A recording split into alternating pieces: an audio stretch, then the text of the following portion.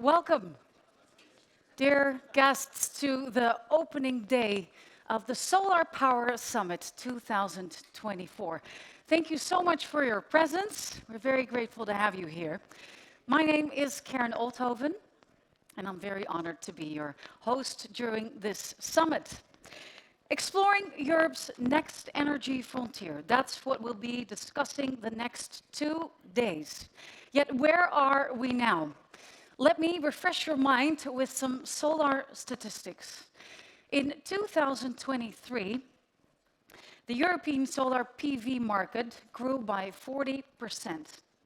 More than 56 gigawatt was installed across 27 member states. And this was all realized by 800,000 people working in the solar industry. And as you know, it could become a pivotal year with the elections coming up in June. What might change? Which partnerships are necessary to build in order to move forward? Well, that's exactly why this summit is crucial. The goal of this summit is driving solar energy to its next level by sharing valuable insights, expertise, building new connections, and making sure policymakers are taking action. And that's why we have a very shining program for you with topics such as grids and flexibility, investments, and supply chains, and so much more. We invited 85 speakers from business leaders, solar experts, and policymakers, such as the Commissioner Energy, Kadri Simpson. She'll be joining us tomorrow morning, and the European Green Deal Executive Vice President, Maroš Šefčovič. He'll be joining us here on stage very soon. And of course, we're going to nurture you and energize you with coffee breaks. You just had probably a lunch. We have another lunch tomorrow. And this evening, we have a networking dinner and a party. And that starts at 6:45 in another location, which I will mention you later. And also before the networking dinner at 6 p.m., we have our annual Startup Award with 3 last finalists and only room for 1 winner. So that's going to be very exciting. I have 3 more things to mention for you. Number 1 is that Solar Power Europe truly stands for dialogue, and we really want to have the dialogue with you. And so therefore, we've implemented Q&A moments during panel discussions. So if you have any lingering questions, feel free to raise your hand, and then we'll hope to give you a chance to ask your question. The second thing, and I have my phone here, I'm not going to call, don't worry, is the Solar Power Summit app. I don't know if you've downloaded it, but if you haven't, I would suggest you to do so because it has so many features. You can see all the attendees, the speakers, the agenda, on-demand content, exhibitors, speakers. You can customize your event, and what I find very important, a QR code. So you can easily connect with one another and start to have the dialogue. I have already a message from Charlotte I saw, so it's working. You can text each other as well. And the third thing I would like to mention is if you would like to create more awareness and engagement on your social media platform, we've created an event hashtag, and that's called Solar Power Summit. So it would be great if you can radiate our collective Mission Solar message. Okay, mission aboard. Are you ready to commence? Yes? Okay, good. That's what I wanted to hear.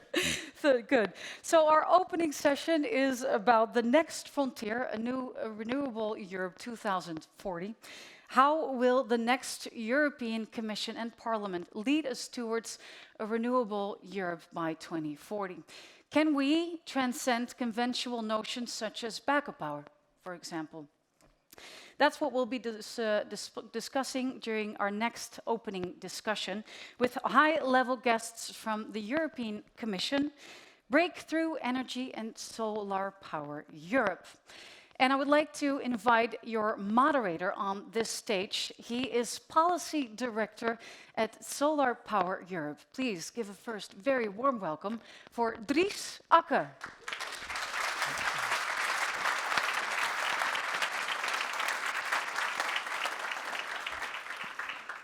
Thank you, Karen, and also welcome on my behalf, on behalf of Solar Power Europe.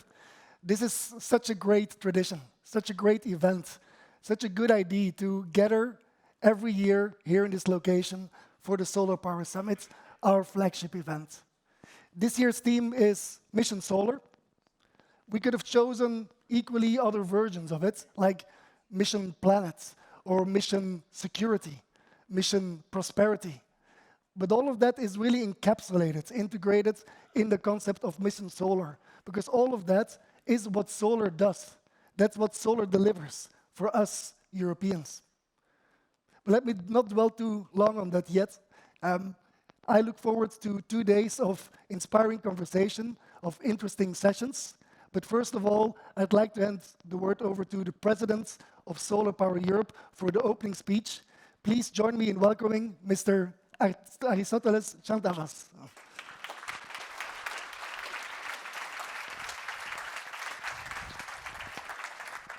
Thank you. Thank you, Dries. Thank you, everybody, for being here today. As Dries mentioned, it's our tradition. It's probably the biggest event that we are hosting for our members and for the solar sector in general in Europe. So, starting with the presentation, as Dries mentioned,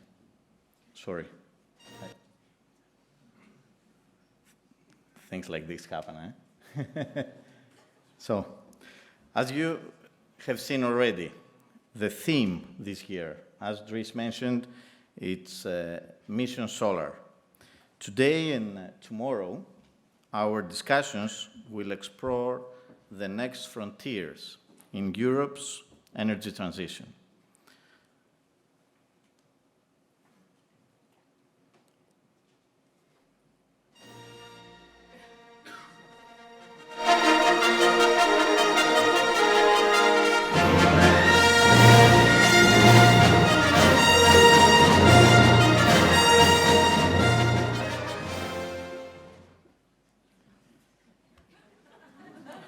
You understand why, eh? But before we launch into Mission Solar, let's remember why we are here. And the energy transition is for our planet. In the last 12 months, the Copernicus Climate Change Service brought us the news. The world's average temperature increase has already temporarily reached the levels of 1.5 degrees warming. What we try to avoid is already here. And we have seen many major events in 2023 proving this fact. Droughts in Spain, fires in Greece, floods in Belgium, glaciers disappearing in France. The scars of the climate crisis can today be seen from the space. But we have a solution right in front of us. Solar, we all know, is the lowest cost, easiest to deploy solution with the biggest potential to decarbonize economies and mitigate climate change. And there's more good news. In 2023, we had the largest decline on record for the Europe's power sector emissions.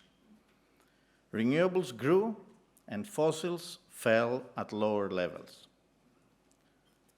Solar is also helping to protect our people from the fossil fuels volatility.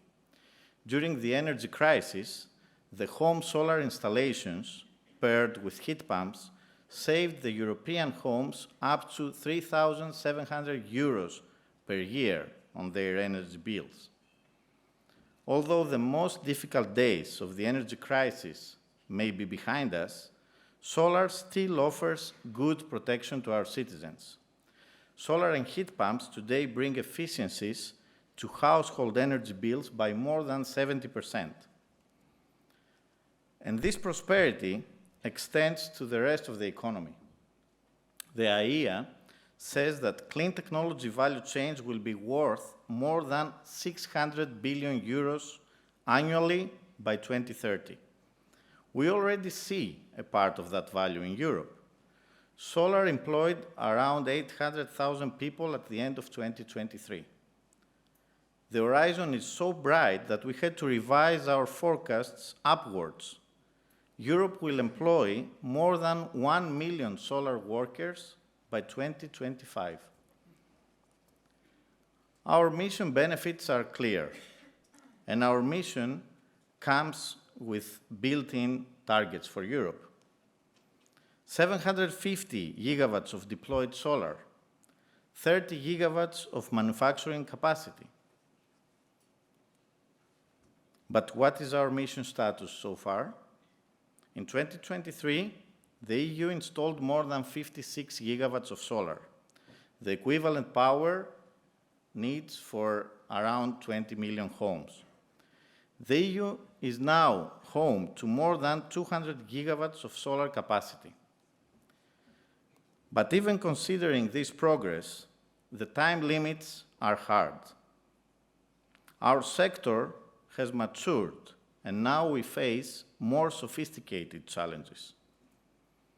Although the impressive records may continue for solar, it seems, unfortunately, that the years of 40% annual growth are behind us for the moment. Even in 2024, the double-digit growth of EU solar market is not guaranteed. We are still far away from the 70 gigawatts annual average needed to hit our 2030 goals. Delayed auctions, higher grid fees, inflation are problems that we all see around us. And all these on top of permitting and grid connection issues, which still make the life difficult for all the developers. In the meantime, our manufacturers are facing a deep crisis. Bankruptcies, production stops are increasing around us. The 30 gigawatt manufacturing target seems out of reach already if we do not launch a robust industrial strategy for solar as soon as possible. Now is the time to upgrade our mission, and that's why we wanted to do this in this event, to begin a new era for solar. So what do we need for a new takeoff? Solar has a decade of breaking LCOE records. Today, we can be proud to be driving the cheapest and fastest growing energy source in the world. We must closely tackle the factors that impact the solar economics. Inflation is clearly affecting the project's development. We all know that solar PV is capital intensive. More than 75% of the price of a solar electron is capital costs. But solutions exist, and Europe has tackled all these issues in the past, in more difficult times for solar. There are ways to lower the cost of capital for green investments. For example, the national governments can index the auction's inflation. Beyond the LCOE, this summer, we have seen an unprecedented number of negative hours, resulting in revenue uncertainty for developers.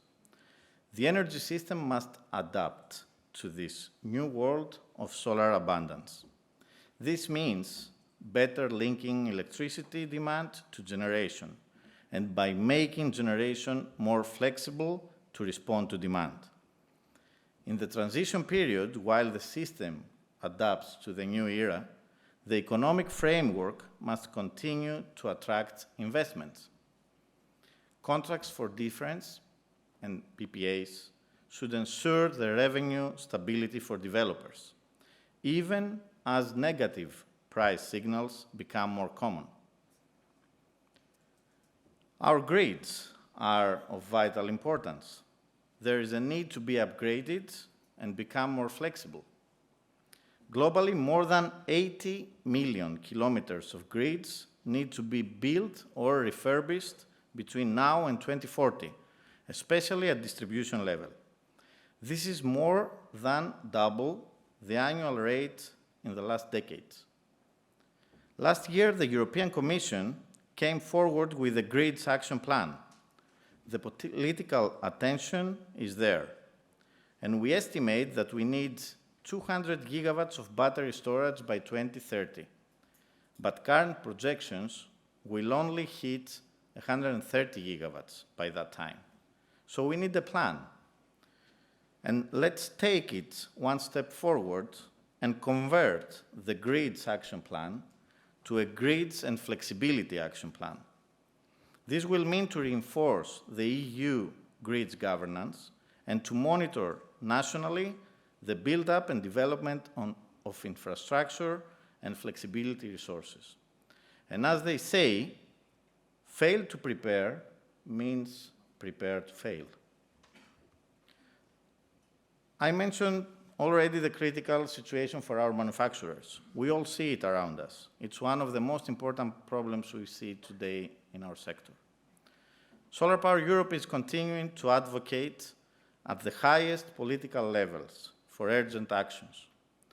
At the moment, we need the European policymakers and national governments to take responsibility in ensuring that manufacturers will survive, and later take measures for the scale-up. Then the resilience policies of the Net Zero Industry Act can kick in. The European Investment Bank will also have a role to play in supporting the pipeline of projects, as they did for 3Sun in Catania last month. In the long term, the European Commission should build on the state aid framework to allow member states to support manufacturers' operational expenditures. To preserve the single market and maximize the impact of EU funding, the EU should propose a dedicated solar manufacturing facility to bring finance alternatives to solar manufacturers. This industrial strategy must, of course, be accompanied by clear ESG market access standards, ensuring that only products that respect Europe's sustainability principles can enter our market. Our mission is only possible with a qualified crew. We will need approximately 1 million workers by 2025. They must be recruited and trained. We are ready to work with the European Commission and all the stakeholders in developing standardized training materials for solar workers. This should support our call for the member states to accelerate efforts to facilitate the movement of workers, for example, through mutually recognizing certification schemes. Alongside the people and panels, we need permitting. The EU has finalized good rules in this respect with the emergency legislation and the Renewable Energy Directive. Now the countries must make this a reality.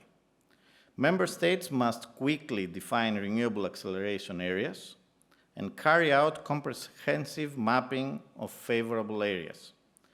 We are encouraging the growth of dual-use applications like agri-solar, floating PV, and nature-inclusive PV through harmonized policy frameworks.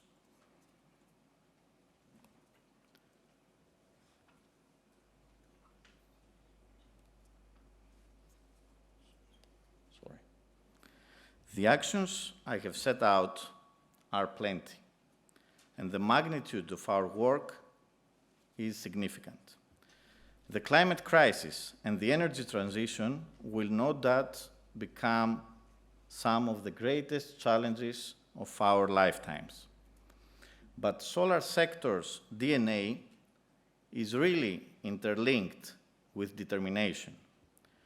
It is in our nature to look at challenges and within them see only discovery. And as we face our future, we focus on the collaboration, the technological advancements, the political drive that can take us into the new worlds.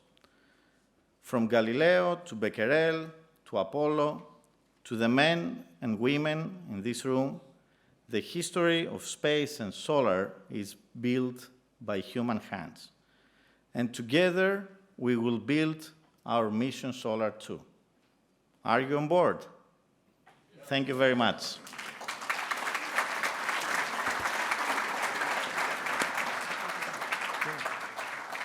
You can sit down. Thank you, Telis, and please take a seat because you will be part of the panel conversation right after. For now, it is my great honor to introduce you to the keynote speaker. We are very pleased that he had found the time to join us today. Can I please join me in welcoming from the European Commission the Executive Vice President for the European Green Deal, Mr. Maros Šefčovič.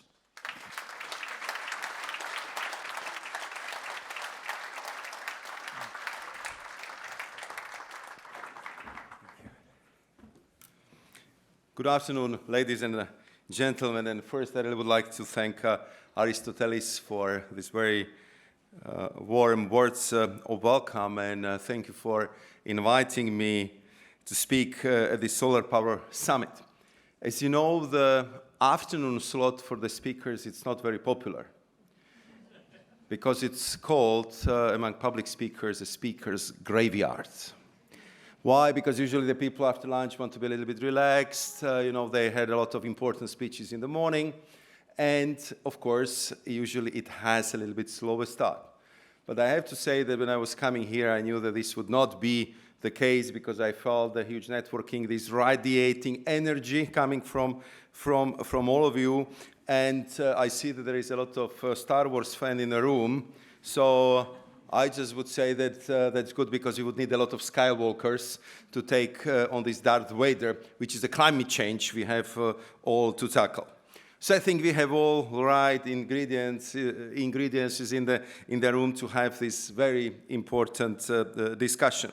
And I think that it comes at a very appropriate time because you just saw from the slides of Aristoteles how important role the solar power plays in the European energy mix. So if we want indeed to accomplish and progress with our European Green Deal, to reduce the emissions, to decarbonize our economy, to keep energy prices low, which is very important not only for our households, but for the overall competitiveness of our energy, and on top of it, create high-quality jobs, which, as we heard, today represent 800,000 people, but very soon it will be more than 1 million.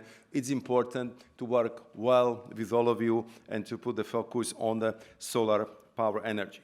I think that this would be very critical to make sure that our green and energy transition, and I would say societal transformation, would be done in socially fair and just manner. And this is the message I think we have to project with extreme intensity now, a few months before the European election. And this was actually the themes we tackled a few hours earlier this morning at the special event organized by Belgian presidency, which was focused exactly at the socially just, fair transition. And your industry has a lot to do with it, and you bear a lot of responsibility, together with us, policymakers, to achieve that.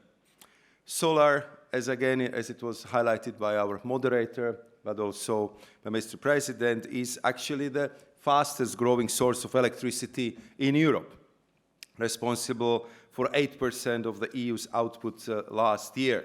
And this was in part thanks to this 56 gigawatts of solar photovoltaics instead in 2023, which was, and again, this needs to be underscored, twice as much as 2 years later. So dynamics been pretty impressive. And for all that, you absolutely deserve the warm congratulations and lots of appreciations for all policymakers across Europe. So the result was excellent. But if you do a good job, what usually happens? We ask you to do more of it.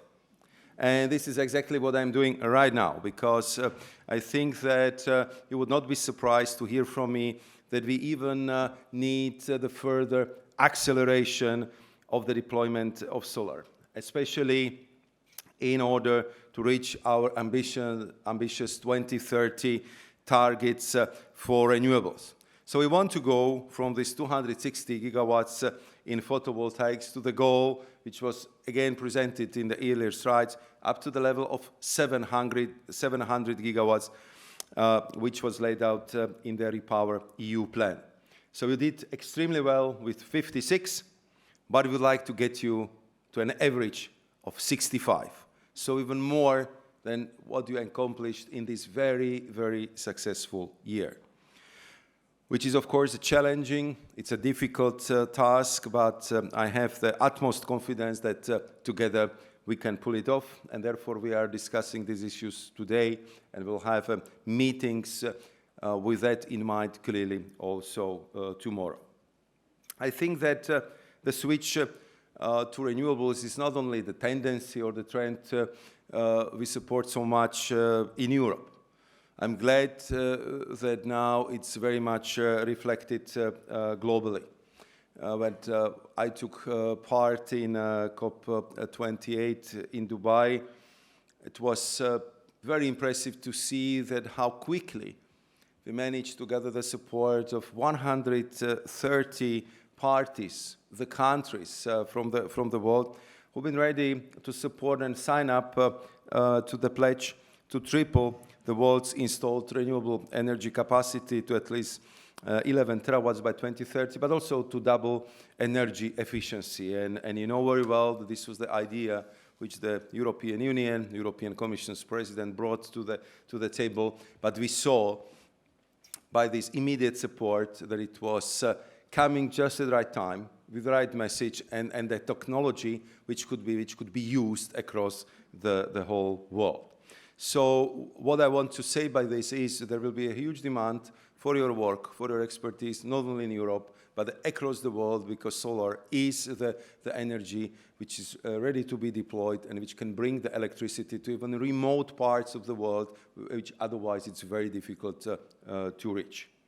And I also would like to tell you that we stand ready to help you in any way we can. Now I'm talking to you as the Commission's Vice President, but I participate in many events where it's very clear that our heads of states and the government in the European Union, they are fully committed to make sure that Europe will remain competitive, that it will lower the energy prices, that we would create the high-quality jobs in Europe, and that this must be a top priority agenda for the next political cycle. So therefore, we will be working very closely with all of you to make sure that the enabling framework which we've been putting together over the last 2 years, including the solar energy strategy adopted in 2022, would be further refined, updated, recalibrated, adjusted to what you need to deliver the results which everyone expects from your industry.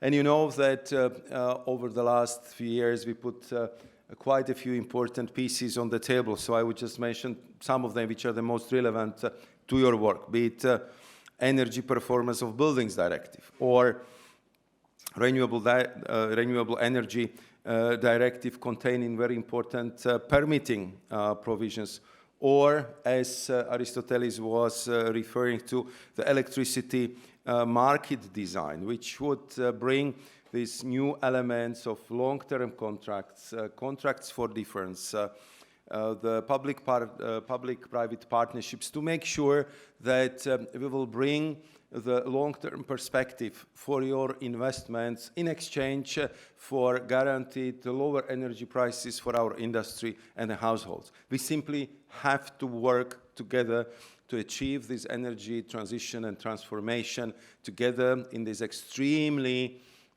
competitive world and this new, much rougher geopolitics and geoeconomics of today. They are not going to disappear, and we have to deal with them as a Europeans, as a European Union, and through closer interaction between the public industry and, of course, the policymaker.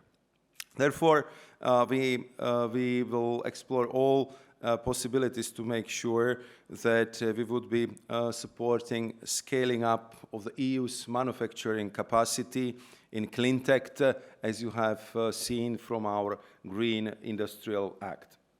Part of it was also the reference in a Net Zero Industry Act, which would become effective in a very short time, because what is so crucial in there, except on simplifying and accelerating the permitting procedures, is also very crucial benchmark.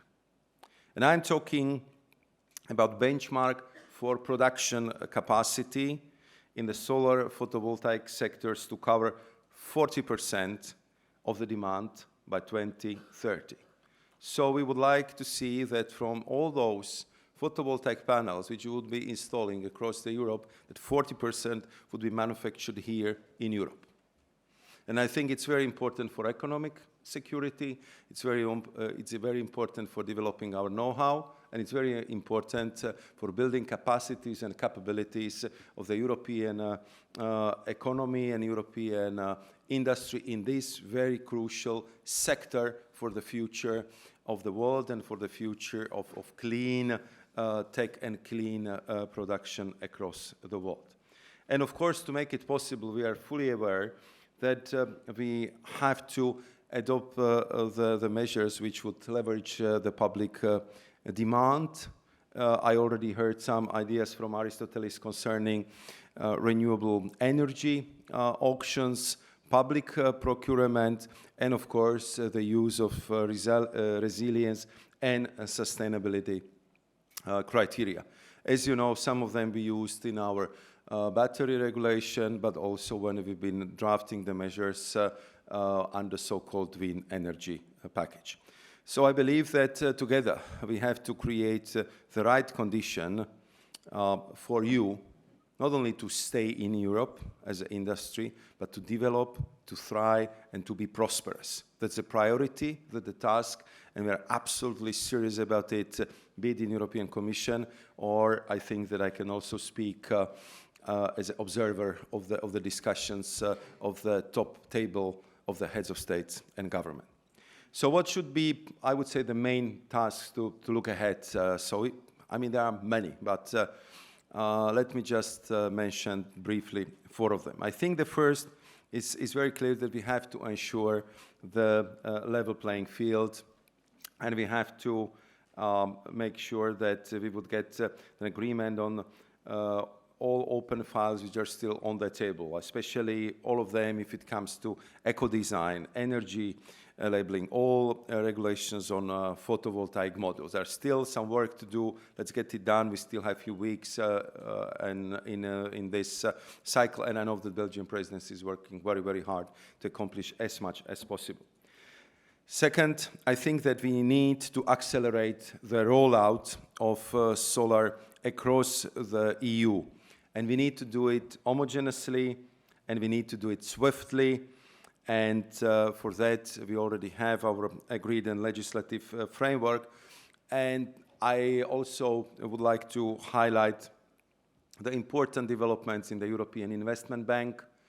I participate in the forum under the new leadership where it was quite clear that what EIB is getting ready for will be much more active, much more, I would say, proactive position if it comes to support of clean tech industry, if it comes to be part of these very important investment decisions which we all have to take in the coming years. And let's not forget, EIB is the biggest public bank in the world.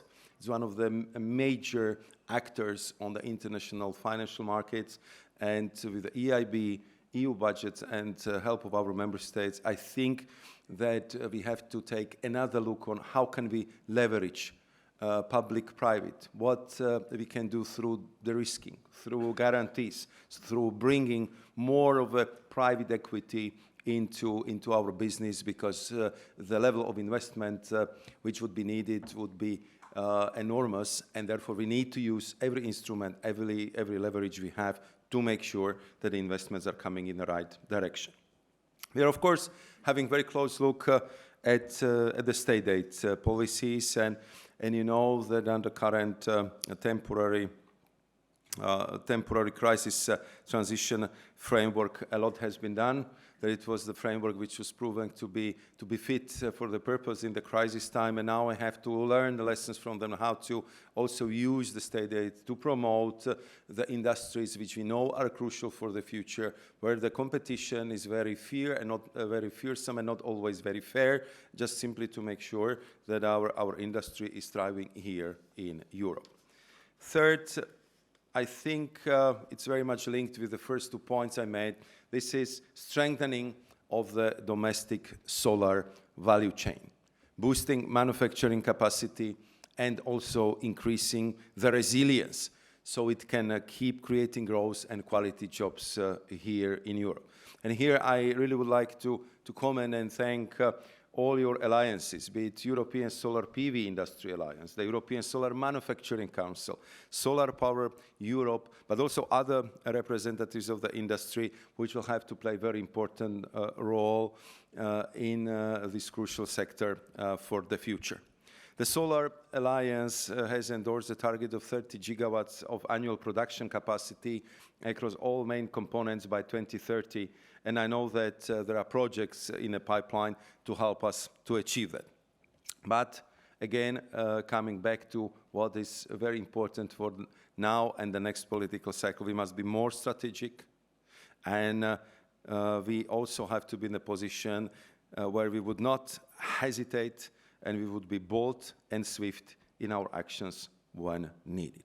And the fourth and the last recommendation and the point would be the need to address overcapacity on the global markets, because this has led to an uneven level playing field, challenging economic environment for European solar photovoltaic manufacturers. All these issues are being discussed now here in Brussels, but also in our capitals.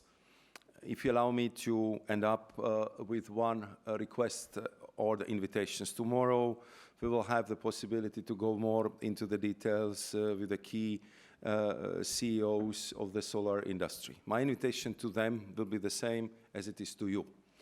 I am now having quite dynamic pace, so-called clean transition dialogues. We already talked to the hydrogen industry, to energy-intensive industry, to clean tech, to the grid operators and grid components manufacturers just over the last weeks. And we have more of these clean transition dialogues planned this year, especially with those sectors which are the most affected by the green transition and the green transformation.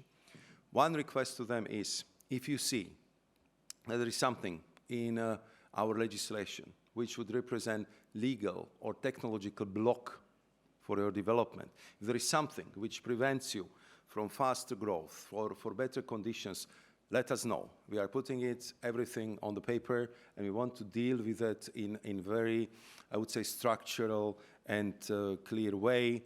We are preparing our contribution to what I believe would be one of the most important summits our leaders would have. It would be in April. It would be on so-called strategic agenda, meaning that the head of states and government will ponder, think, and recommend what should be the focus of the European institutions for the next 5 years. I'm absolutely sure that competitiveness would be one of the most important, but to get there, we need all key sectors in a proper line and with proper conditions and with proper enabling framework, and clearly solar industry is one of them. So to conclude, I really would like to thank you for your invitation, and if you excuse the pun, I also wish you a bright and sunny future for European solar industry. Thank you.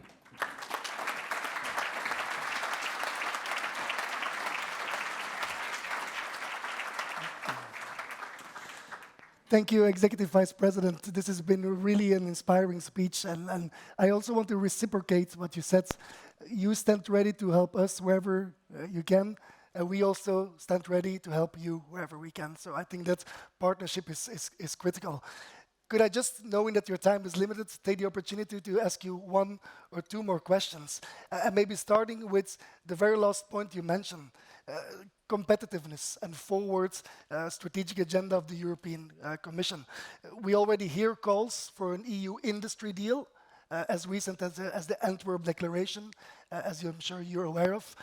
My question is basically, how can we make sure that this EU industry deal is an EU green industry deal, Mr. Vice President? Thank you. Thank you very much. Of course, it's very valid questions because, of course, we go, as I said, through quite challenging time. And I think that if it comes to the green industrial deal, I think that we have to engage even more with our citizens, with NGOs, with civic society, and also with the industrial leaders who are very often the best multipliers of the message. We simply will not have the industrial deal without a green element in it, because if you look at where all the fierce geo-global competition is taking place, we are not competing who can make better diesel cars.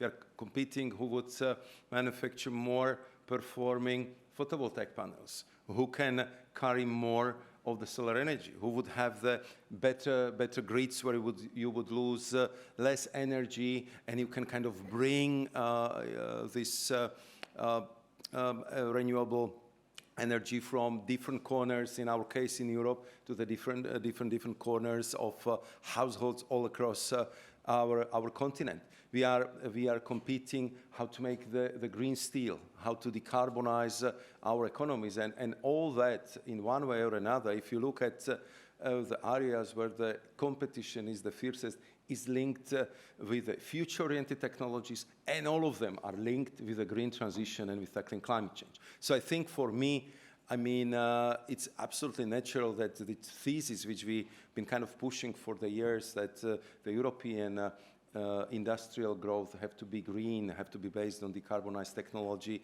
is still valid. But of course, we have to do a much better job in explaining, in communicating on these elements, and also we have to address some of the issues which have been brought clearly to the forefront in the last few months. One of them would be how to make sure that investment into the green technologies have a business sense, that it's not only driven by the regulations or by the pressure and the push of regulators or regulatory decisions. We simply have to realize that there is not enough money in the public domain which can kind of drive this transition. We have to make it attractive from the perspective as business leaders to come and invest in these areas, because it brings revenue, it brings profit, it creates a good job and profit opportunities. So we have to work together to create and amplify this I would say, business case for the Green Deal. How to do it? I think that we've been discussing it already for quite some time. My personal take is very clear. If you manufacture sustainably, if you manufacture with a low carbon footprint, if you treat your employees decently, you should be rewarded for it and not punished by public procurement, which always go for the lowest price. I think that we just simply have to rebalance the criteria, how we organize the public auctions, how we organize the public procurement, because this is the Europe we want, and I think that this is the world we want. We want the world where the companies are responsible, sustainable, treat their employees decently, and of course are producing with the lowest possible carbon footprint. So we have to start with us to show that it works, that it generates the revenue, and that it's a good business model for the future. And then, of course, the last point, if you allow, as a former commissioner responsible for the Energy Union at that time, I think that we have to redouble our focus on upgrading our grids in Europe. Because, I mean, honestly, it's a huge pain for me when I hear the stories from many of your companies that we just built a new solar park, but we have to wait, I don't know, 5 months, 1 year, or even longer before the solar park and solar farm is connected to the grid, because the grid operators are simply not having enough capacity to rebalance it, or, you know, there are bottlenecks at the interconnectors or some other technical technical problems. Therefore, at the meeting we had with the grid operators, I just told them that we have actually very simple task ahead of us. How to make sure that our grids would be fit for climate neutrality in 2050. What it means for me, and I'm always trying to be very practical in this discussion, for me it means that our grids should be able to carry 3.5 times more electricity than today. So let's start from there and backcast what we need to do here. We need to replace the cables. We need to make sure that we would have a strong digital element in our grids, that our grids would be bidirectional, that we can send the electricity where we need it, and we need to have much better capacity for interconnectors to eliminate all the cross-border problems because we are on the single market. And I believe that this has to go hand in hand with the growth of your industry. So we would see that when the solar park is built, it's connected immediately. So you can generate the revenue, and the Europeans can benefit from your clean solar energy. So these are, I would say, the few elements I would mention, and then of course the level playing field on the global markets, because I think if we are tough on ourselves, I think we have a right to have the same expectations from everybody else. We just want to have a level playing field, fair global trade, fair conditions, and to compete, on the best performance, but on the similar conditions. So these would be the few elements, and I'm sure that we will have a lot of discussions around these key topics, and I'm very happy that tomorrow we can discuss them with the CEOs. Fantastic, Mr. Executive Vice President. Thank you.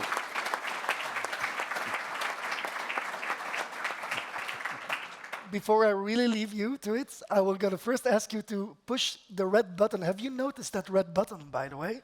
I'm not responsible for what's gonna happen, but I can tell you it's okay. So if I may ask the President of Solar Power Europe and the Executive Vice President to come together and officially launch the Solar Power Summit. So we will share the responsibility for yeah, that. I'm just gonna do like this and you go ahead. Let's do it. 3, 2, 1. Yeah.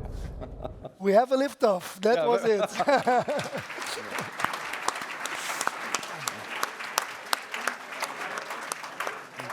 And just one more moment, because I'm going to ask the two panelists for the opening session to come on stage, and that is Member of the European Parliament, Mrs. Maria de Graça Carvalho. Let's round of applause.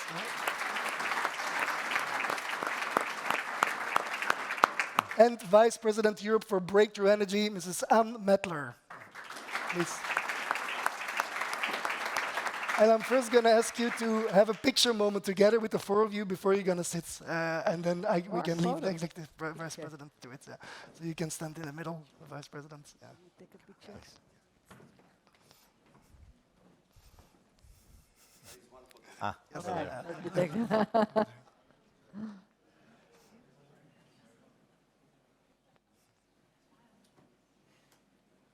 Yes, over there.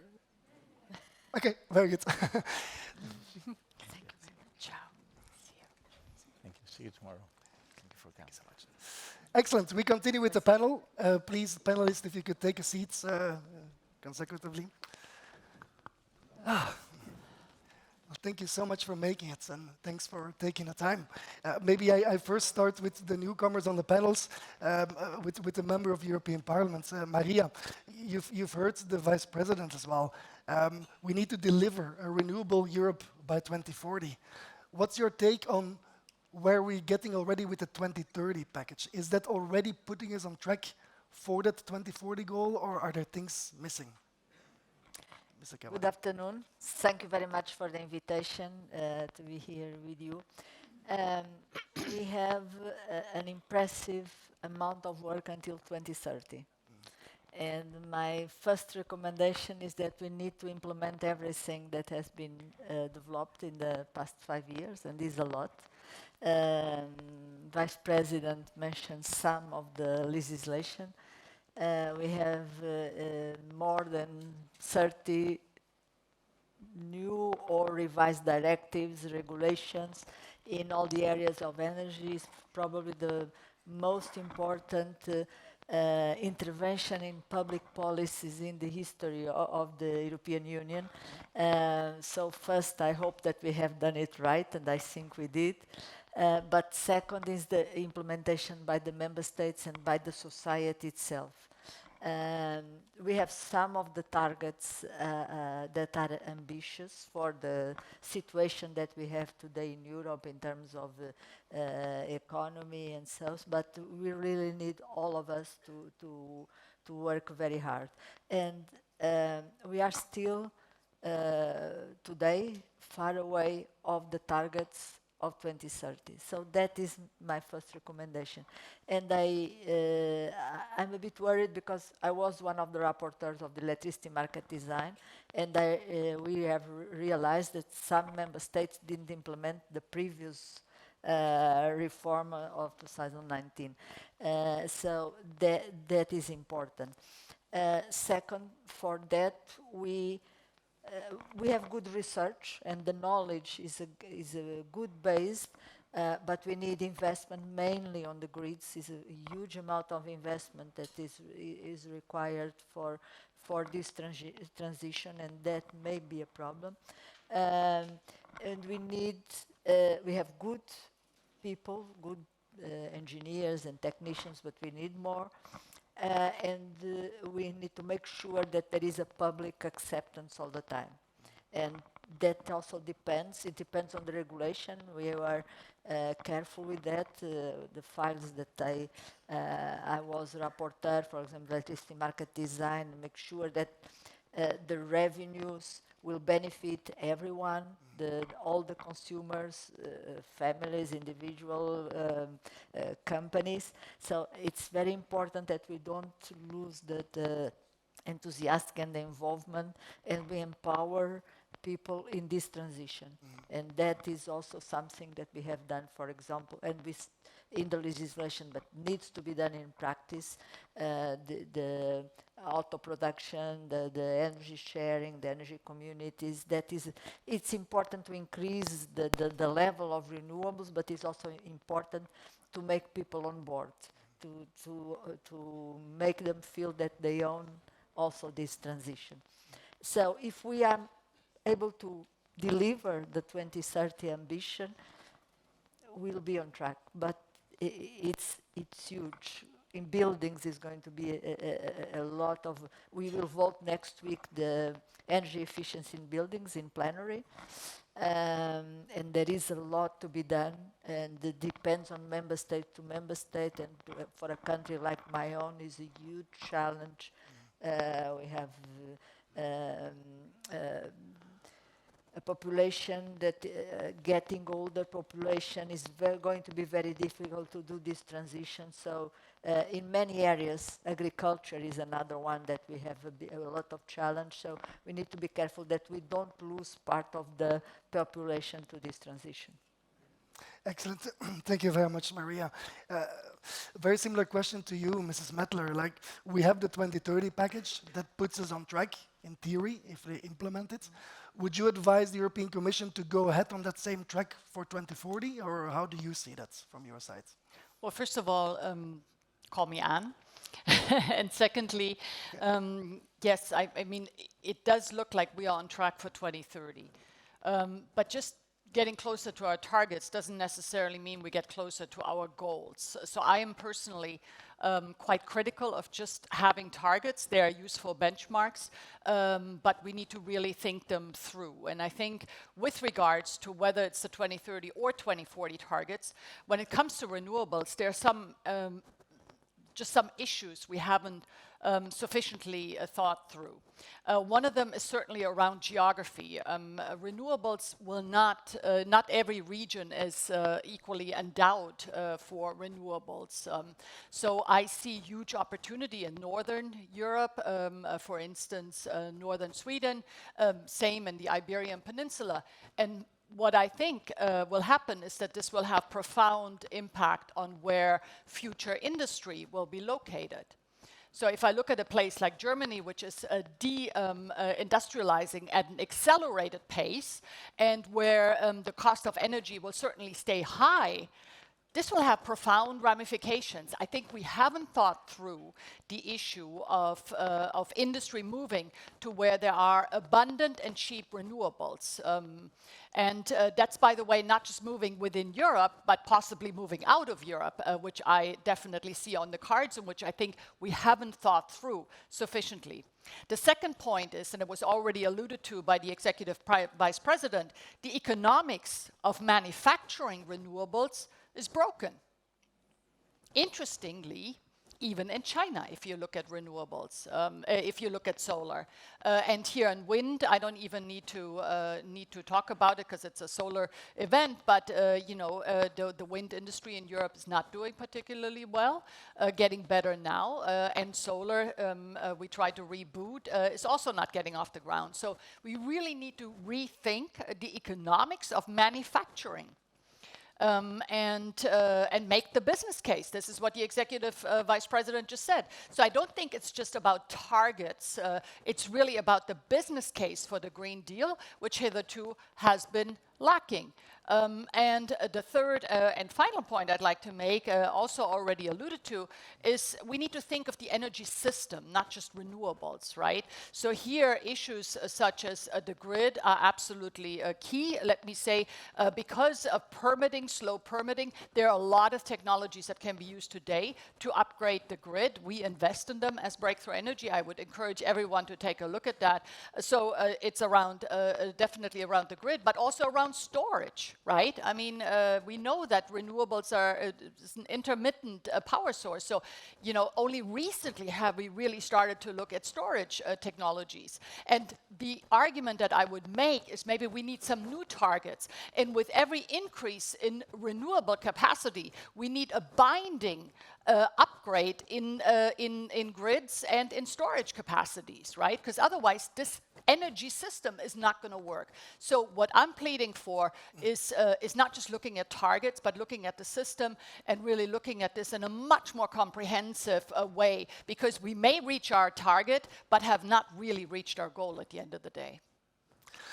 Thank you so much, Anne. And indeed, I will. You can call me Dries as well, so that's great. Counts for all of you. Mr. President, you've been carefully listening to all of the speeches and also to the latest input from Anne. What's your perspective on that? Do we need an intermediary binding target for grids and storage as renewables progresses, for example? Yes. First of all, I'd like to say that I see we're run out of time, so I don't want to monopolize further the discussion. The two ladies and also the Vice President said very important things today. My simple take on this is that when we started working on solar, many of us in this room, we were the pioneers, the extremists, the guys who were doing pilot things or experimenting. I mean, we went a long way through that. We have proven that solar can be the leader in the energy transition, that solar can bring quickly, as fast as possible, cheap electricity to our homes. And I think for us, all of us, it's unacceptable today to not be capable of managing the risks that we mentioned. Definitely there are risks. There are many risks, and tackled many cases very correctly. But I think that this is our job today. Our job is to mature, to become adults, and really put the discussion to the point. Solar must continue its growth. The energy transition is critical. We saw the data that I mentioned also in my speech that are, let's say, ringing the bell in a more vivid way now. So we need to act. We need to act not by saying general sophisticated things, but tackling the important challenges that we have. Thank you, Telis. And indeed, we're conscious of time, so we will have to bring this to a close. But I wanted to ask a second question to our panelists, nevertheless. Maybe for a short answer, because we're indeed at this crunch point in the energy transition. There's different types of challenges. There's challenges of technical nature with technologies. There's challenges of economic nature, the cost, the competitiveness. But there's also challenges of political nature, bringing constituencies together, bringing them into the transition. So maybe a simple question that maybe not that simple, but how would you rank these challenges? Are we more having challenges of political nature, of economic nature, or of technical nature? Mr. Carvalho, what would you say? I would say that the first one is political, but I would call it societal in terms of what I have explained, the acceptance of the society. And that is related to the second one that I consider also very important, that is the economic, because of the funding that we need available. Just to give you an example, for the grids, the European Commission has published that is necessary 500 billion to modernize and digitalize and to complete the electricity grids. I'm talking only electricity grids, and at the moment they have available 2.7 in the CEF, in the Connecting European Facility. So it shows the challenge that we have. And last, technically, we have a lot of technologies we need to make use of all the technologies, from all the renewables, energy efficiency, the small nuclear reactors, if they are developed at the time, the CCS, CCU, so all will be necessary to achieve our targets. The main focus will be, of course, renewables and energy efficiency. But I would say that is a challenge, but we'll put in third place. Yep. Thank you very much. It's a very clear answer, and indeed, it's societal, finance, and you mentioned it in your first part as well. Solar is, I think, par excellence, as they say in French, a technology that connects to people. Yes. Yeah.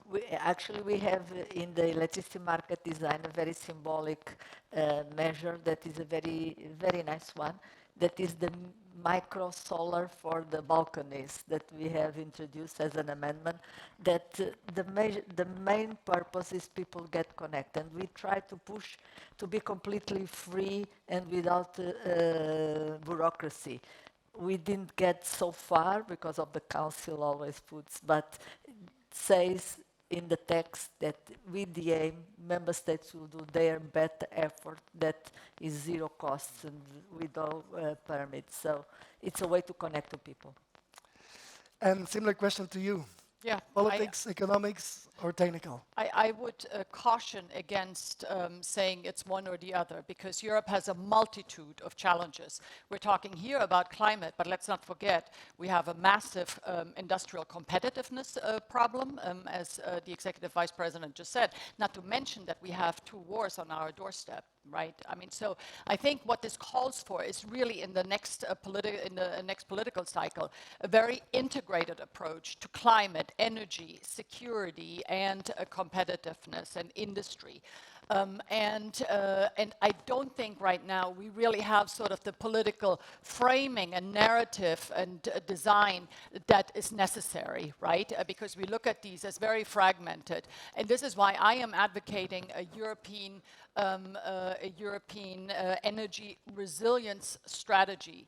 With energy resilience, what do I mean? That we are not overly reliant on any one source of energy. We've seen what the weaponization of natural gas has done to us, nor being overly dependent on any one country. And let me say here in solar, we all know that there are certain dependencies that I think we can be very transparent about, right? So, you know, what this calls for is a much more comprehensive, overarching approach that also anticipates some future challenges that we will face. So, therefore, I would really caution against saying it's either economic or social or this or that, you know, because it is everything. This is energy, and the issues we discuss here is at the heart of every major challenge that Europe faces here. And this is why it needs a much more integrated approach. And this is what we're trying to figure out for the next political cycle, because we can no longer have really the luxury of looking at this in a very fragmented, siloed way. So energy resilience is, for me, the way to go. Thank you so much, Anne, and thanks for the panelists for taking the time. Apologies to keep it short. Before I let you go, the red button appears again on my mind map and on my agenda. So I would like to ask the four of us, actually I will join you, to again push the button, take a picture, and have a lift off of the Solar Power Summit. Maybe a round of applause to cheer it up when we do this. Thank you.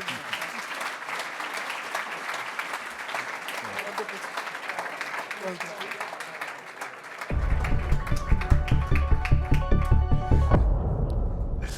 And with this, we end the opening session. I'm handing over the word back to the Master of Ceremony, Karen, and thank you, the panelists, for taking the time. Thank you. Thank you.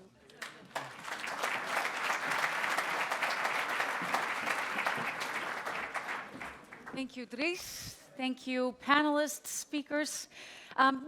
Just want to mention the reason why the microphones are a little bit crackling has to do with the manifestation outside, and the police, they are breaking the signals of the radio frequency. So that's one of the reasons why it's true. Yeah, I can't help it. Just wanted to mention it for you. As you might have seen, we are running behind. We are running behind a little bit because we have another, at 2:40, we have 3 parallel sessions coming up. And the session that will be here in this room is Mission Solar, defining a practical pathway to Renewable Europe 2040. And in the room Amsterdam, Luxembourg, London, which is in the other side of this floor, we'll have the Mission Solar workers. We want you for the solar sector. And in the room, Sir Classroom, it's also on the other side of this floor. The sun is coming up in the east, meet the gigawatt markets in Central and Eastern Europe.